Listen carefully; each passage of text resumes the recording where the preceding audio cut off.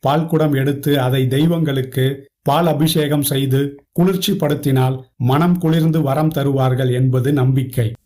இந்த video பிடித்திருந்தா like பண்ணுங்க, share பண்ணுங்க. இந்த வீடியோ பற்றி உங்க கருத்துக்களை கமெண்ட் பண்ணுங்க. நன்றி.